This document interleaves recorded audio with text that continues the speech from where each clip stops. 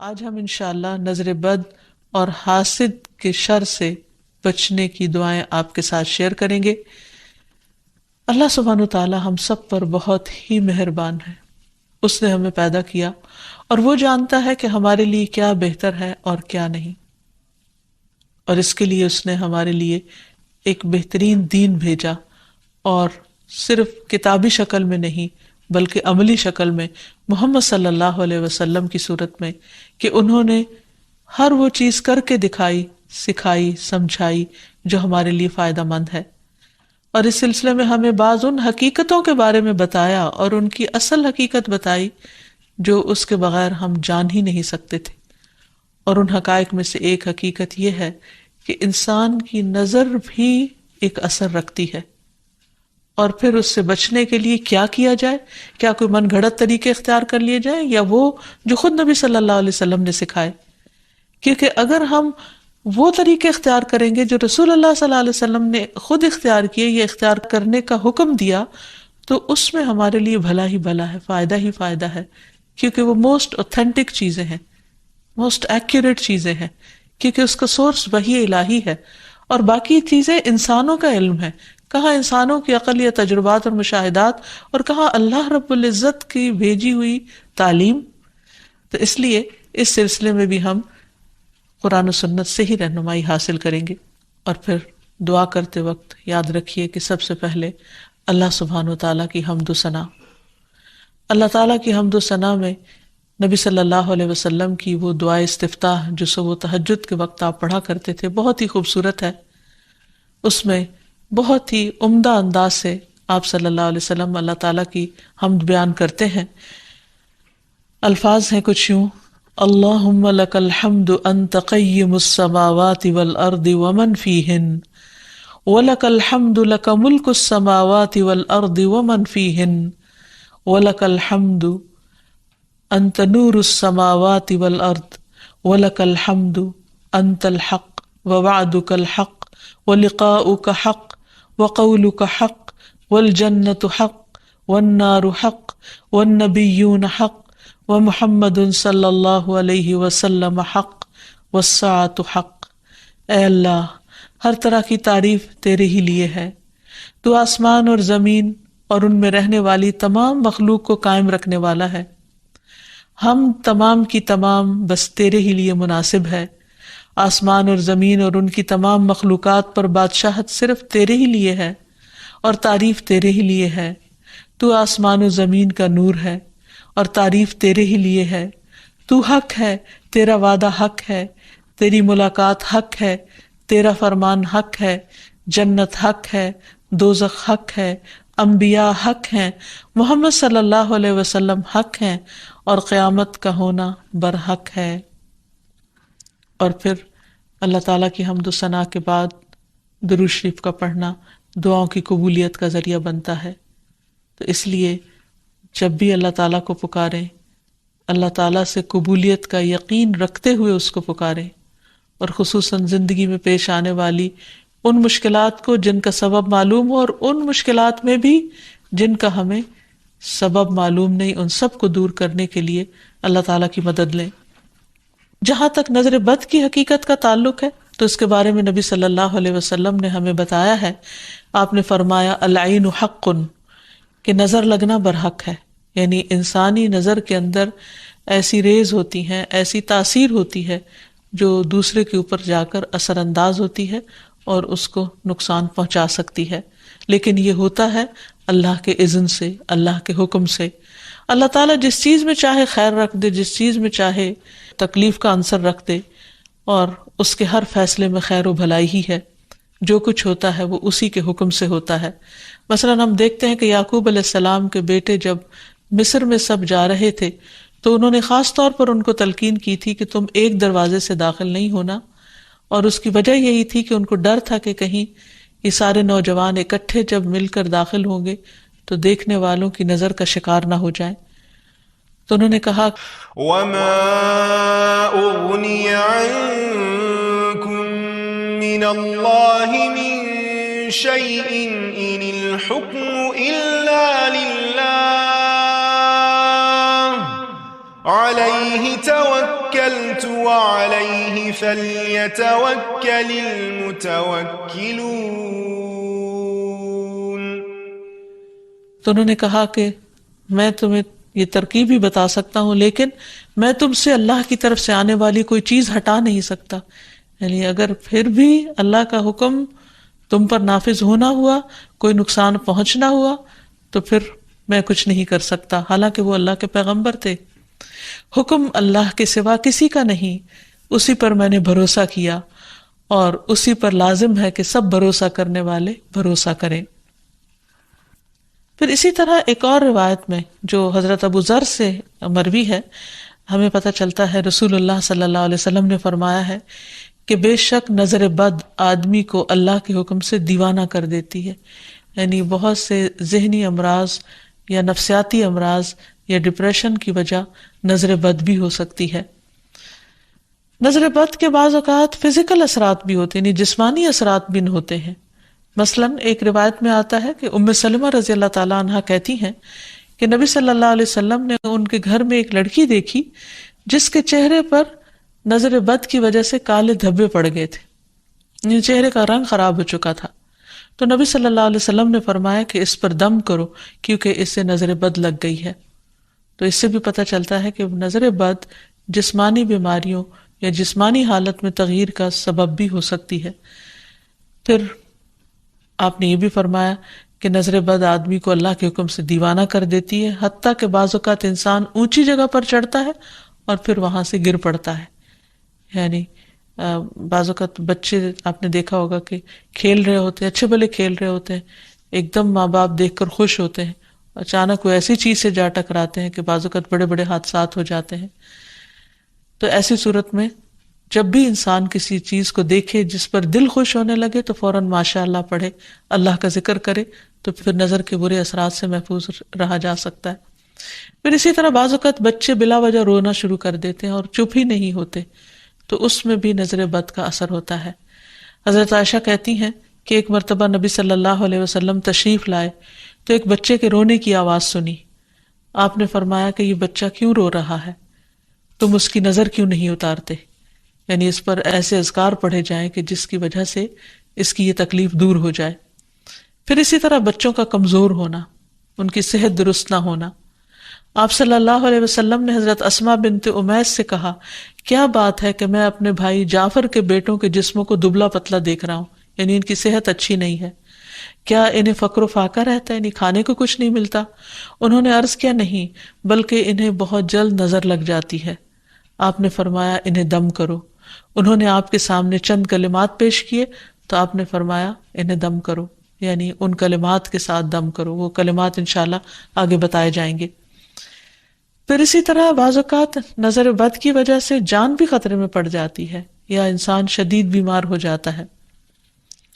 اور آپ صلی اللہ علیہ وسلم نے خصوصی طور پر ایک موقع پر جب ایک صحابی نے دوسرے کو دیکھا تو ان کی طبیعت خراب ہو گئی، تو آپ صلی اللہ علیہ وسلم نے خود ان کے سینے پر 3 دفعہ ہاتھ مارا اور یہ دعا پڑھی، اللہم اذھب عنہ حرہا وبردہا ووصبہا، اے اللہ اس کی گرمی اور سردی اور بیماری اور لاغری دور کر دے. پھر کھڑے ہوئے اور فرمایا، جب کسی کو اپنے بھائی کا وجود یا کوئی مال پسند آئے، یعنی کوئی چیز اٹریکٹ کرے، تو اس کے لیے برکت کی دعا کرے، کیونکہ نظر لگ جانا برحق ہے. تو اس حدیث سے بھی پتہ چلتا، اور یہ سلسلہ صحیحہ کی صحیح حدیث ہے، اور جن کو نظر لگی تھی وہ حضرت سہل تھے، اور یہ تفصیلی روایت ہمیں حدیث کی کتاب سے مل جاتی ہے. پھر اسی طرح نظر کی وجہ سے بعض اوقات موت تک واقع ہو جاتی ہے.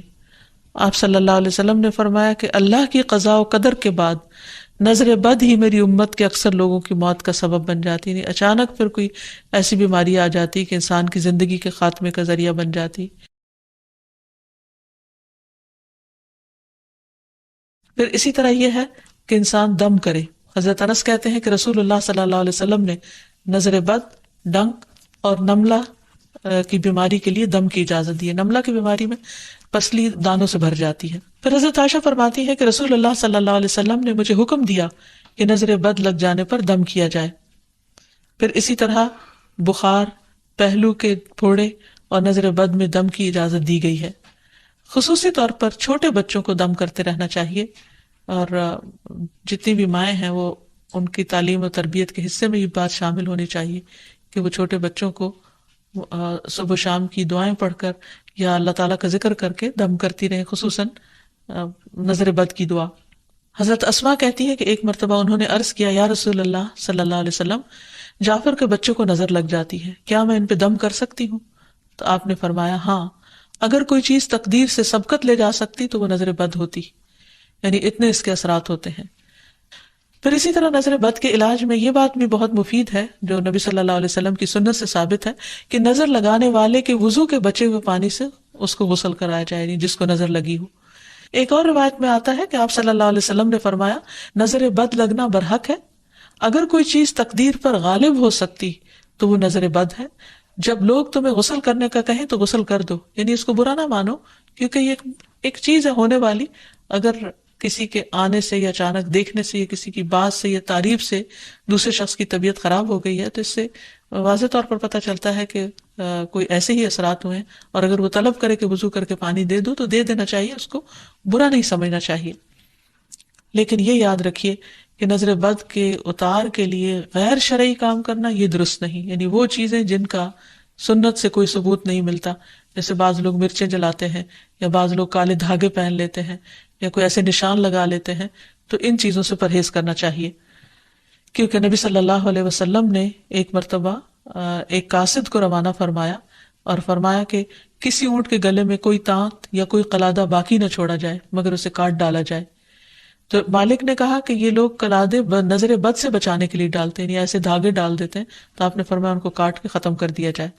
پھر اسی طرح شرکیہ دم نہیں کرنے چاہیے جس میں اللہ سبحانہ تعالیٰ کے علاوہ کسی اور کو پکارا گیا ہو یا ان کا نام لیا گیا ہو۔ اور دعاؤں میں خصوصاً معوذتین بہت مفید ہیں، قل اعوذ برب الفلق اور قل اعوذ برب الناس آخر تک 3 بار پڑھ کر مریض پر دم کیا جائے۔ رسول اللہ صلی اللہ علیہ وسلم جنوں اور انسانوں کی نظر بد سے پناہ مانگا کرتے تھے، یہاں تک کہ یہ 2 صورتیں نازل ہوئی۔ جب یہ نازل ہوئی تو آپ نے انہیں پڑھنا شروع کر دیا اور ان کے علاوہ سب کچھ چھوڑ دیا۔ پھر اسی طرح ماشاء اللہ پڑھتے رہنا چاہیے۔ قرآن مجید میں آتا ہے وَلَوْلَا إِذْ دَخَلْتَ جَنَّتَكَ قُلْتَ مَا شَاءَ اللَّهُ لَا قُوَّةَ إِلَّا بِاللَّهِ، اور جب تو اپنے باغ میں داخل ہوا تو تم نے یہ کیوں نہ پڑھا کہ ماشاء اللہ لا قوت الا باللہ۔ یہ اس شخص کو کہا گیا جس کا باغ جل گیا تھا، سورۃ کہف میں اس کی کہانی موجود ہے۔ اور اس کا معنی کیا ہے کہ وہی ہوتا ہے جو اللہ چاہتا ہے، اور اللہ کی توفیق کے بغیر کسی کا کچھ زور نہیں۔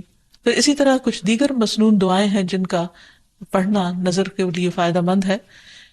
ابن عباس کہتے ہیں کہ نبی صلی اللہ علیہ وسلم حضرت حسن اور حسین کے لیے پناہ طلب کیا کرتے تھے اور فرماتے تھے کہ تمہارے دادا ابراہیم علیہ السلام بھی ان کلمات کے ذریعے اسماعیل اور اسحاق علیہم السلام کے لیے اللہ کی پناہ مانگا کرتے تھے۔ اعوذ بکلمات اللہ التامۃ من کل شیطان وہامۃ ومن کل عین لامۃ، میں پناہ مانگتا ہوں اللہ کے پورے کلمات کے ذریعے ہر ایک شیطان سے، ہر زہریلے جانور سے اور ہر نقصان پہنچانے والی نظر بد سے۔ پھر اسی طرح ایک اور دم بھی ہے۔ حضرت عائشہ کہتی ہے کہ میں رسول اللہ صلی اللہ علیہ وسلم پر نظر بد سے حفاظت کے لیے دم کیا کرتی تھی، یعنی وہ خود کرتی تھی، اور وہ اس طرح کہ میں اپنا ہاتھ ان کے سینے پر رکھتی اور یہ دعا پڑھتی، امسح البأس رب الناس بیدک الشفاء لا کاشف لہ الا انت، اے لوگوں کے رب اس تکلیف کو دور فرما دے، شفا تیرے ہاتھ میں ہے اور تیرے علاوہ کہیں اور سے شفا نہیں مل سکتی۔ اسی طرح حاسد کا حسد بھی نقصان دیتا ہے، جس سے بچنے کے لیے اللہ سبحانہ وتعالیٰ نے قل اعوذ برب الفلق اتاری، جس کے آخر میں آتا ہے ومن شر حاسد اذا حسد، کہ حاسد کے حسد سے بچنے کے لیے اللہ تو مجھے اپنی پناہ میں رکھ۔ اور حسد کہتے ہیں کسی انسان کو ملنے والی نعمت کے ختم ہونے کی تمنا کرنا، خواہ خود کو حاصل کرنے کا شوق ہو یا نہ ہو، یا تمنا ہو یا نہ ہو، تو اس سے منع کیا گیا ہے، اس کی حرمت بیان کی گئی ہے۔ نبی صلی اللہ علیہ وسلم نے فرمایا آپس میں حسد نہ کرو، آپس میں بغض نہ رکھو، قطع رحمی نہ کرو، اللہ کے بندو بھائی بھائی بن جاؤ۔ اور یہ ایمان کے منافی صفت ہے کہ کسی بندے کے دل میں ایمان اور حسد اکٹھے نہیں ہو سکتے۔ پھر یہ دین کو مونڈ دینے والی صفت ہے۔ پھر اسی طرح یہ ہے کہ لوگوں کی خیر خواہی اسی میں ہے کہ وہ ایک دوسرے سے حسد نہ کریں۔ آپ نے فرمایا لوگ اس وقت تک خیر پر رہیں گے، بھلائی ہوگی ان کی جب تک کہ وہ حسد نہیں کریں گے۔ پھر اسی طرح یہ ہے کہ ایسا شخص اللہ تعالیٰ کا محبوب ہے جس کے دل میں کسی کے لیے کوئی حسد نہ ہو. عام طور پر حسد کی وجہ یہ ہوتی ہے کہ انسان اپنے آپ کو بڑا سمجھتا ہے، وہ سمجھتا ہے کہ ساری خیر اور بلائی صرف اسی کا حق ہے، اور جب وہ دیکھتا ہے وہ کسی اور کو بھی مل رہی ہے تو اس پر پریشان ہوتا ہے اور اس سے چھیننے کی فکر کرتا ہے. اور یہ ان خرابیوں میں سے جو بہت اول دور میں پائی گئی. مثلا ابلیس نے انسان کو سجدہ کیوں نہیں کیا؟ حسد کی بنا پر. قابیل نے حابیل کو کیوں قتل کیا؟ حسد کی بنا پر. تو اسی طرح کسی بھی انسان کے اندر جب تکبر آتا ہے، غرور آتا ہے، ابلیسی صفات آتی ہیں، تو وہ یہ سوچتا ہے کہ اس کا مقام اور مرتبہ بس اسی کو ملے، کسی اور کی طرف نہ جائے. یا کسی کو بھی اگر نعمت ملے تو وہ اس پر جیلس ہو جاتا ہے. اور یہ بنیادی طور پر اس کی وجہ دنیا کی محبت کا زیادہ ہونا ہے. اس لیے ہمیں اس سے بچنے کی ضرورت ہے. اور یہ بیماری ایسے انسان کے اندر داخل ہو جاتی ہے کہ بعض اوقات انسان کو خود بھی پتہ نہیں چلتا. تو اس لیے اللہ سبحانہ وتعالیٰ سے دعا کرتے رہنا چاہیے، اور اس معاملے میں انسان کو اللہ پر بھروسہ بھی کرنا چاہیے، اور پھر اللہ تعالیٰ کی پناہ مانگنی چاہیے کہ اللہ تعالیٰ اپنی حفاظت میں رکھے. کیونکہ اللہ تعالیٰ فرماتے ہیں میرا محبوب بندہ اگر مجھ سے مانگتا ہے تو میں اسے دیتا ہوں، اور اگر وہ کسی دشمن یا شیطان سے میری پناہ مانگتا ہے تو میں اسے محفوظ رکھتا ہوں. پھر اسی طرح یہ ہے کہ حاسدوں سے نعمت کو چھپانے کی کوشش کرنا چاہیے. جب انسان کو یہ پتا ہو کہ کوئی شخص ایسا ہے جو اس کی نعمت پر خوش نہیں ہوتا تو ان کے سامنے پھر اس کا اظہار نہیں کرنا چاہیے. ابو ہریرہ کہتے ہیں کہ رسول اللہ صلی اللہ علیہ وسلم نے فرمایا تم اپنی ضرورتوں کو پورا کرنے کے لیے ان کو رازداری میں رکھ کر مدد حاصل کرو، بے شک ہر صاحب نعمت حسد کیا جاتا ہے. پھر اسی طرح یہ کہ انسان کو حسد سے بچنے کے لیے اللہ تعالیٰ سے دعا کرتے رہنا چاہیے، کیونکہ ہر ایک کی پیشانی کے بال اللہ کے ہاتھ میں ہے، اور جب اللہ نہ چاہے تو کوئی کسی کو کچھ بھی نقصان نہیں دے سکتا، کچھ بھی بگاڑ نہیں سکتا. تو اللہ تعالیٰ پر بھروسہ کرتے ہوئے خصوصی طور پر معوذتین کا ورد کرتے رہنا چاہیے. صبح شام 3 بار پڑھنا چاہیے، نمازوں کے بعد اس کو پڑھنا چاہیے.